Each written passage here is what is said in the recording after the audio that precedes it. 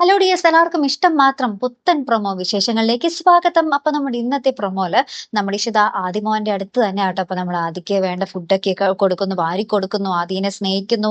അപ്പൊ ആദി ഇങ്ങനെ ചോദിക്കുന്നുണ്ട്, എന്റെ പേരെന്താ അമ്മേ എന്ന് നമ്മുടെ ഇഷിതയോട് ചോദിക്കുമ്പോൾ ഇഷിത ഒരു പുതിയൊരു പേര് പറയുന്നുണ്ട്, ഇഷാദെന്നോ എന്തൊക്കെയാട്ടോ ഒരു പേര് പറയുന്നത്. അപ്പൊ ആദി ഒരു പുതിയ ജീവിതത്തിലേക്ക് കടന്നിരിക്കുവാട്ടോ. അപ്പൊ ആദിയുടെ മനസ്സിൽ ഇപ്പോൾ നമ്മുടെ ഇഷിതയാണ് നമ്മുടെ ആദിയുടെ അമ്മ. അപ്പൊ എന്തായാലും നമ്മുടെ മഹേഷ് നമ്മുടെ ആദിനെ കാണുമ്പോൾ ഭയങ്കര ഒരു സർപ്രൈസ് ആയിരിക്കും അല്ലെ. സ്വന്തം മകനെയാണല്ലോ നമ്മുടെ ഇഷിത സംരക്ഷിച്ച് കൂടെ കൂട്ടിയിരിക്കുന്നത്.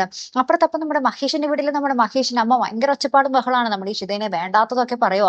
അപ്പൊ നമ്മുടെ മഹേഷിന്റെ അച്ഛൻ പറയുന്നുണ്ട്, ഇഷിതയെ പറ്റി അറിയണമെങ്കിൽ നിങ്ങൾ പുറത്തു പോയി അന്വേഷിക്കണം എന്നൊക്കെ നമ്മുടെ മഹേഷിന്റെ അമ്മയുടെ അടുത്ത്, അതായത് അദ്ദേഹത്തിന്റെ ഭാര്യയുടെ അടുത്ത് ഇങ്ങനെ പറയുന്ന ഒരു രംഗം കേട്ടോ.